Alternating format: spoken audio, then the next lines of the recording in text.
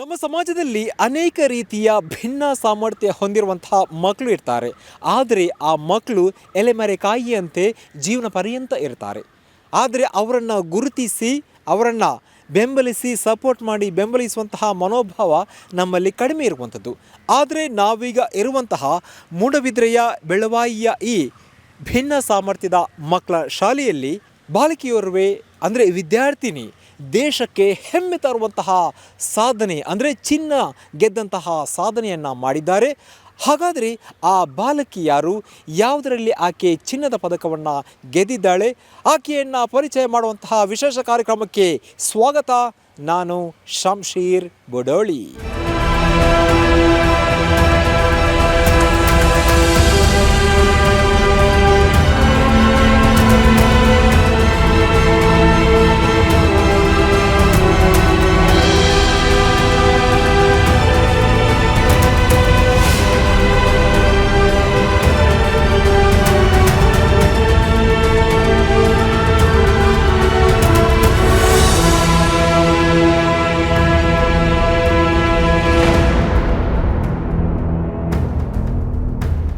ನೀವಿಲ್ಲಿ ನೋಡ್ತಾ ಇರೋ ಈಕೆ ಅಂತಿಂತಹ ಬಾಲಕಿ ಅಲ್ಲ. ಸದ್ದಿಲ್ಲದೆ ಸ್ಪೆಷಲ್ ಒಲಿಂಪಿಕ್ಸ್ನಲ್ಲಿ ಸಾಧನೆ ಮಾಡಿದ ಖೇಲ್ ರಾಣಿ. ಅಂದಹಾಗೆ ಈಕೆ ದಕ್ಷಿಣ ಕನ್ನಡ ಜಿಲ್ಲೆಯ ಮೂಡುಬಿದಿರೆಯ ಬೆಳವಾಯಿಯ ಸ್ಫೂರ್ತಿ ವಿಶೇಷ ಶಾಲೆ ಹಾಗೂ ತರಬೇತಿ ಕೇಂದ್ರದ ವಿದ್ಯಾರ್ಥಿನಿ. ನಮ್ಮ ಸಮಾಜದಲ್ಲಿ ಅನೇಕ ಮಂದಿ ಭಿನ್ನ ಸಾಮರ್ಥ್ಯದ ಮಕ್ಕಳ ಹೆತ್ತವರಿದ್ದಾರೆ. ಅವರಿಗೆ ತಮ್ಮ ಕರುಳ ಬಳ್ಳಿಗಳು ಇತರ ಮಕ್ಕಳಂತೆ ಆಟ ಪಾಠ ಊಟ ಹೀಗೆ ವಯಸ್ಸಿಗೆ ತಕ್ಕಂತೆ ಎಲ್ಲರಂತೆ ಬೆಳೆಯಬೇಕು ಬೆಳಗಬೇಕು ಎನ್ನುವ ಆಸೆ ಇದ್ದೇ ಇರುತ್ತದೆ. ಭಿನ್ನ ಸಾಮರ್ಥ್ಯದ ಮಕ್ಕಳ ಜನ್ಮ ಆಕಸ್ಮಿಕವಿರಬಹುದು ಅಥವಾ ಹುಟ್ಟಿದ ನಂತರ ಆ ಸ್ಥಿತಿಗೆ ಬಂದವರಿರಬಹುದು. ಆದರೆ ಅವರೆಂದಿಗೂ ದೇವರ ಪ್ರೀತಿಯ ತೋಟದ ಸುಂದರ ಹೂಗಳೇ ಎನ್ನುವ ಹೃದಯ ವೈಶಾಲ್ಯತೆ ನಮ್ಮೆಲ್ಲರದಾಗಬೇಕು. ಅವರಿಗೂ ನಮ್ಮೆಲ್ಲರಂತೆ ಸುಂದರ ಬದುಕು ಭವಿಷ್ಯ ಕಟ್ಟಿಕೊಳ್ಳುವ ಅವಕಾಶ ನೀಡುವಂತಾಗಬೇಕು ಎನ್ನುವ ಸುಂದರ ಕನಸುಗಳ ಸಾಕಾರ ರೂಪವಾಗಿ ಮೂಡುಬಿದ್ರೆಯಲ್ಲಿ ರೀಜನ್ಯುವೇಟ್ ಚೈಲ್ಡ್ ಫೌಂಡೇಶನ್ ಸಂಸ್ಥೆಯ ಮೂಲಕ 2017ರಲ್ಲಿ ಸ್ಫೂರ್ತಿ ಭಿನ್ನ ಸಾಮರ್ಥ್ಯದ ಮಕ್ಕಳ ಶಾಲೆ ಮೂಡುಬಿದ್ರೆ ಅರಮನೆ ಬಾಗಿಲು ಪರಿಸರದಲ್ಲಿ ಹುಟ್ಟುಕೊಂಡಿತು. ಸ್ಥಾಪಕ ಅಧ್ಯಕ್ಷ ಪ್ರಕಾಶ್ ಜೆ ಶೆಟ್ಟಿಗಾರ್ ನೇತೃತ್ವದ ಈ ಶಾಲೆಯಲ್ಲಿ 94 ಭಿನ್ನ ಸಾಮರ್ಥ್ಯದ ಮಕ್ಕಳು ಶಿಕ್ಷಣ ಪಡೆಯುತ್ತಾ ಇದ್ದು 10 ಮಂದಿ ಶಿಕ್ಷಕರು 11 ಮಂದಿ ಶಿಕ್ಷಕೇತರರು ಮಕ್ಕಳ ಶಿಕ್ಷಣ ಆರೈಕೆಯಲ್ಲಿ ತಮ್ಮನ್ನು ತಾವು ತೊಡಗಿಸಿಕೊಂಡಿದ್ದಾರೆ. ಇದೇ ಶಾಲೆಯಲ್ಲಿ ಸೃಷ್ಟಿಯಾದ ಚಿನ್ನದ ಪ್ರತಿಭೆಯೇ ಕುಮಾರಿ ಸಹಳ.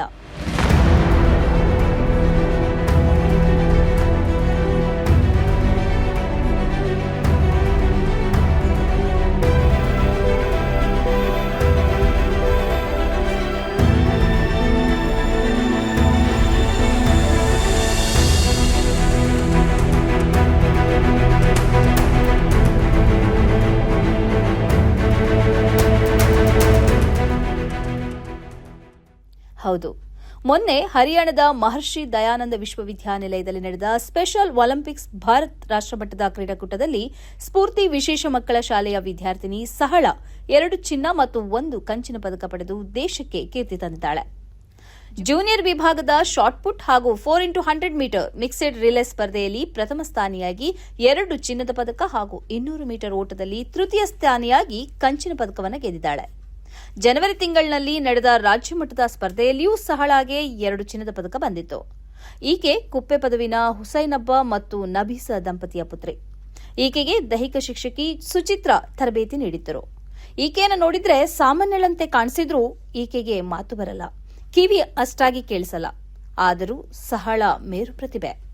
ತನ್ನಲ್ಲಿರುವ ಕೊರತೆ ಸಾಧನೆಗೆ ಅಡ್ಡಿ ಆಗಿಲ್ಲ ಎಂದು ಧೈರ್ಯವಾಗಿ ನಿರೂಪಿಸಿರುವ ಸಹಳ ಸದಾ ಆಕ್ಟಿವ್ ಆಗಿರ್ತಾಳೆ. ಎಷ್ಟೆಂದ್ರೆ ಸಹಳ ಅದ್ಭುತವಾಗಿ ಡ್ಯಾನ್ಸ್ ಮಾಡ್ತಾಳೆ, ಚಂದದ ಕ್ರಾಫ್ಟ್ ಮಾಡ್ತಾಳೆ ಕೂಡ. ಈಕೆಯ ಸಾಧನೆಗೆ ನಿಮ್ಮೆಲ್ಲರ ಪರವಾಗಿ ಹ್ಯಾಟ್ಸ್ ಆಫ್. ಚಿಕ್ಕದಿಂದಲೇ ಸ್ಫೂರ್ತಿ ಸ್ಪೆಷಲ್ ಸ್ಕೂಲಿಗೆ ಜಾಯಿನ್ ಆಗಿದ್ದಾರೆ.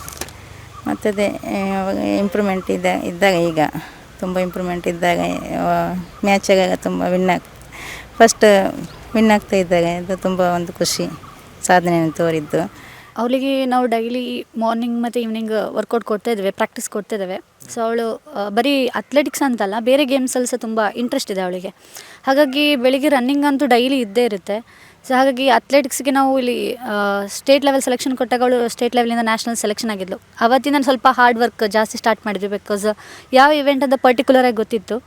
ಅದಾದಮೇಲೆ ನಾವು ಅಲ್ಲಿ ಹೋಗಿ ಅಲ್ಲಿ ಅವಳಿಗೆ ಇಲ್ಲಿಂದ ಸಿಕ್ಕಿರುವಂಥದ್ದು 200 ಮೀಟರ್ ಮತ್ತು ಶಾರ್ಟ್ ಪುಟ್ಟಲ್ಲಿ ಅವಳು ಸೆಲೆಕ್ಷನ್ ಆಗಿದ್ಲು.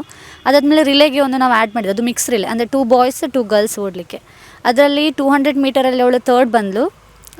ಅವಳ ಪ್ರಯತ್ನ ಅವಳು ಬಂದಿದ್ದಾಳೆ, ಬಟ್ ಫೈಟ್ ತುಂಬ ಇತ್ತು ಅವರ ಕೆಟಗರಿಯಲ್ಲಿ, ಜೂನಿಯರ್ ಕೆಟಗರಿಯಲ್ಲಿ. ಅದಾದಮೇಲೆ ಶಾರ್ಟ್ ಪುಟ್ಟಲ್ಲಿ ಫಸ್ಟ್ ಬಂದಳು.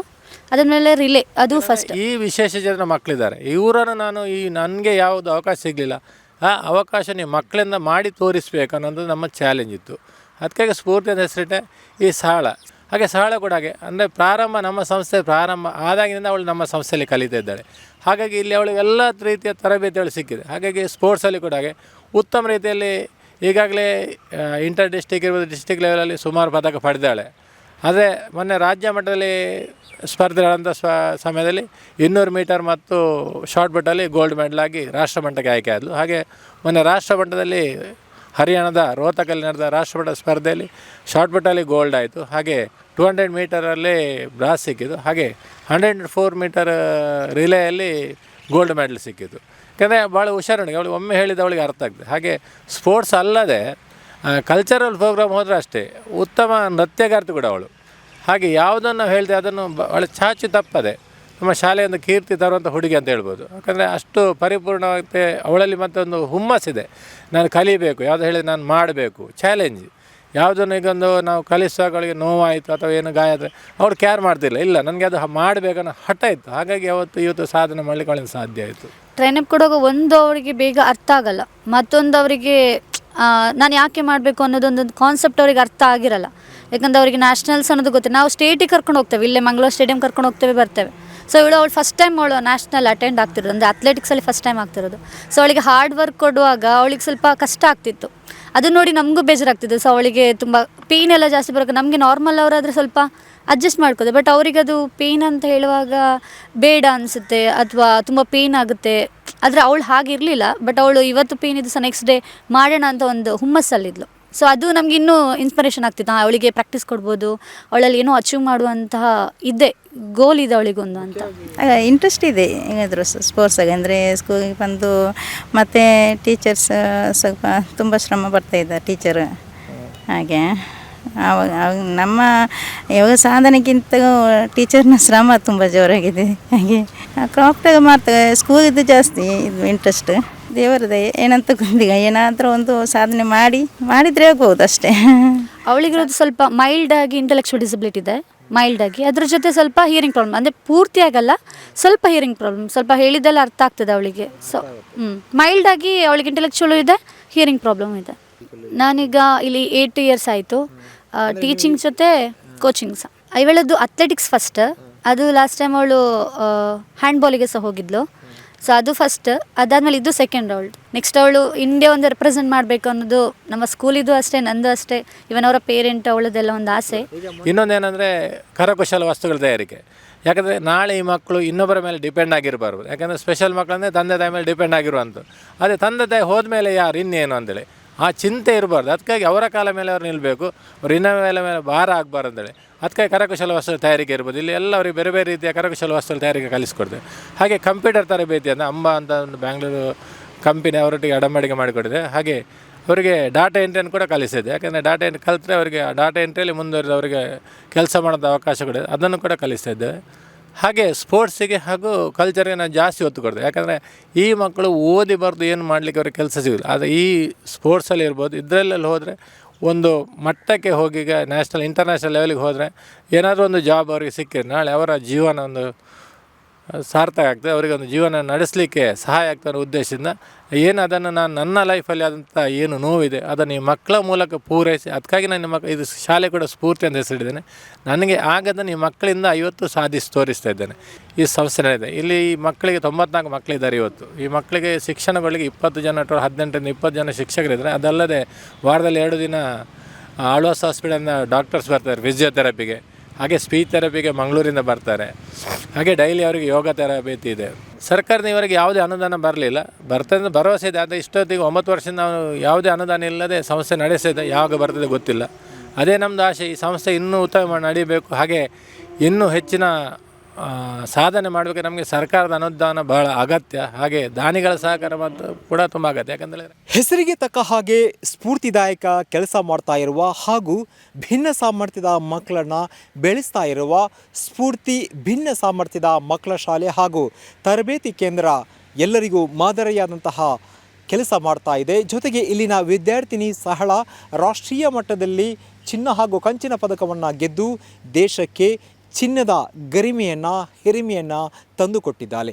ಹೀಗಾಗಿ ಕೇಂದ್ರ ಸರ್ಕಾರ, ರಾಜ್ಯ ಸರ್ಕಾರ ಹಾಗೂ ಸ್ಥಳೀಯ ಜನಪ್ರತಿನಿಧಿಗಳು ಈ ಶಾಲೆಯನ್ನು ಗುರುತಿಸಿ ಸರ್ಕಾರದಿಂದ ಸಿಗುವಂತಹ ಸವಲತ್ತುಗಳನ್ನು ಈ ಶಾಲೆಗೆ ಹಾಗೂ ಈ ಕ್ರೀಡಾಪಟುವಿಗೆ ದೊರಕಿಸಿಕೊಡಬೇಕು. ಹಾಗೂ ಮುಂದಿನ ದಿನಗಳಲ್ಲಿ ಕೂಡ ಇವರು ನಮ್ಮ ದೇಶಕ್ಕೆ ಪ್ರತಿನಿಧಿಯಾಗಿ ಕೀರ್ತಿ ತರುವಂತಹ ಕ್ರೀಡಾ ಸಾಧನೆಯನ್ನು ಮಾಡೋಕ್ಕೆ ಸಹಳಂತಹ ಭಿನ್ನ ಸಾಮರ್ಥ್ಯದ ಮಕ್ಕಳಿಗೆ ಶಾಲೆಗೆ ಆರ್ಥಿಕ ಸಹಾಯವನ್ನು ಹಾಗೂ ಪೂರಕ ವ್ಯವಸ್ಥೆಯನ್ನು ಕಲ್ಪಿಸಬೇಕಾಗಿದೆ.